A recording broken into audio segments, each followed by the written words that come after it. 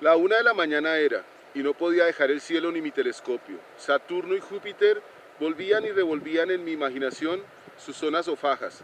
El anillo, los satélites, todo llenaba mi alma de placer y de contento. Ah, créamelo usted, no me habría trocado en la noche del último de noviembre por César después de la batalla de Farsalia. Qué pueriles se me hacían los gustos y placeres de los poderosos. Solo el contento de la virtud supera al que nos proporcionan las ciencias a un aficionado. ¿Y cuánto sirven estas para elevar nuestra alma al que las ha criado todas? Convengamos en que el cultivo de alguna ciencia es una barrera casi insuperable para el vicio. Ojalá conocieran esto bien los padres y los ayos. Ojalá que en vez de amenazar y castigar a los niños, les hicieran tomar gusto por cualquier ramo de la física o de las ciencias exactas. Entonces, veríamos menos jóvenes viciosos, menos atolondrados y más sabios. Palabras de Francisco José de Caldas, escritas en 1800.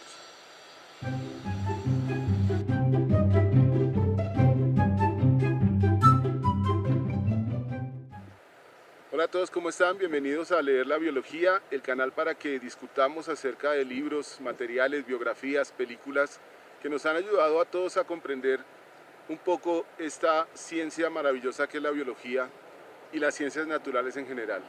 En esta ocasión los invito a que conozcamos este material. Se llama Francisco José de Caldas, El hombre y el sabio, escrito por Alfredo de Bateman en 1978, publicado por el Banco Popular. Es un libro que recorre la vida y obra de Francisco José de Caldas, pero centrado en la evidencia que genera la historia, que son las cartas y documentos alrededor de la vida personal y el trabajo profesional del hombre considerado, en mi humilde opinión, uno de los más grandes científicos que ha pisado la tierra granadina en su época o colombiana pues en nuestra época. Empecemos por el principio. Alfredo de Bateman pues fue un ingeniero muy reconocido en el ámbito académico colombiano. Trabajó como profesor muchos años en la Universidad Nacional de Colombia, tuvo a su cargo las cátedras de matemáticas, de ingeniería, fundó algunos programas, algunas asociaciones y él es referente histórico en el marco de la ingeniería, el desarrollo de la matemática y de las ciencias naturales en nuestro país. Refirámonos ahora a Francisco José de Caldas. El libro comienza con una discusión en torno a la fecha de su nacimiento. Al final, gracias a una partida de bautizo o de bautismo, se logra la fecha de 1771. A partir de ahí, narra la historia de un niño joven que dedica su tiempo libre al cultivo de las matemáticas, especialmente a la geometría. Le gusta observar el cielo, pero pues muy dado a la tradición de su familia, que era una familia payanesa criolla, digamos que no eran ricos, pero tampoco eran pobres y tenían acceso a, a ciertos campos de labor, como por ejemplo la jurisprudencia. Caldas pues terminó estudiando para abogado en Bogotá y se tituló como jurisprudente de la hoy Universidad del Rosario. Sin embargo, siempre estuvo atraído por las plantas, por las montañas, por conocer del cielo y pues de manera empírica empezó a acercarse a estos discursos hasta que tomó la drástica decisión de no continuar siendo jurisprudente, sino dedicarse de lleno a las ciencias naturales. Esto le valió pues la quiebra económica. Por eso tuvo que dedicarse también, como muchos otros científicos, a actividades que le garantizaran la supervivencia, en este caso la compra y venta de telas y viajar por los pueblos llevando estos materiales a las personas que los necesitaran. No le fue muy bien, pero al menos tenía con qué sobrevivir. Al margen de eso, o más bien en esos viajes, aprovechaba para tomar las medidas de las alturas de las montañas, describir los paisajes, analizar el cauce de los ríos y a desarrollar algo que caracterizó a Caldas, que fue la toma permanente de datos y la rigurosidad en las descripciones. Caldas, antes que nada, fue un gran escritor de ciencias naturales. Ya tiene contacto con Mutis.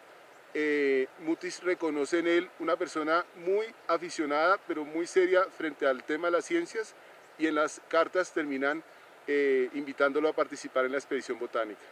Valga decir que Caldas observaba el cielo con los materiales, los instrumentos que él mismo construía gracias a las gráficas que aparecían en libros muy antiguos para la época, pero que él leyó todos, entre otras cosas porque los pedía prestados de las bibliotecas de los amigos que eran la gente culta de Popayán y de Bogotá. En la época de Caldas, que es el siglo XVIII, empezando XIX, perdón, 17-18, pues los libros que llegaban a América eran escritos hacía más de 50 años.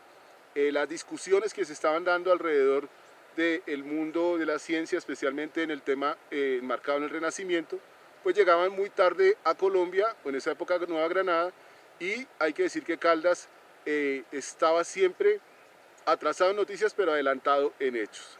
En otras palabras, su capacidad de observación y sus métodos desarrollados a partir de análisis empíricos, pero también de esa intuición matemática que él tenía, le permitió estar a la par con gente como Humboldt, quien conociera más adelante, ¿no?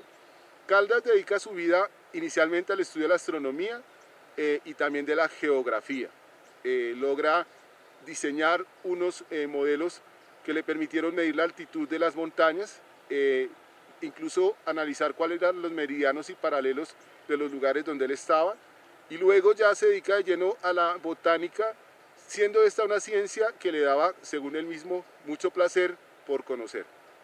Conoció la obra de Linneo, la cual pues estaba aquí en Colombia hace un tiempo, y se dio a la tarea de reconocer las plantas de Linneo, pero conocer nuevas plantas, con una virtud o con una gran oportunidad que era vivir en el trópico, donde todo estaba por descubrirse y todo estaba por explorarse.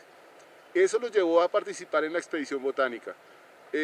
Sabemos que la expedición botánica fue dirigida por el doctor Mutis, José Celestino Mutis, casi digo Álvaro Mutis, el escritor colombiano, y buscaba en primera instancia reconocer la flora económica de la Nueva Granada, pero también para personas como Caldas era una oportunidad de conocer en el lugar cómo se desarrollaban pues, las plantas y sus ámbitos ecosistémicos. Pues se entregó de lleno a esa tarea, ¿sí? Luego participó en el Observatorio Astronómico y otras cosas. Bueno, también queda por decir que Francisco José de Caldas fue tal vez el primero de los divulgadores científicos a través del modelo que actualmente se utiliza, el de las revistas científicas, dado que logró una publicación que se denominaba El Semanario, en el que él daba a conocer sus adelantos, sus trabajos, e invitaba a otros colaboradores a que lo hicieran. Caldas abrió también esa puerta, la del periodismo científico y riguroso, y por eso pues también hay que tenerlo en cuenta. Los invito nuevamente a que se acerquen a este material. Realmente es un libro muy interesante, muy fácil de leer, pero sobre todo que está lleno de anécdotas, no solo de la vida profesional de Caldas, sino también personal.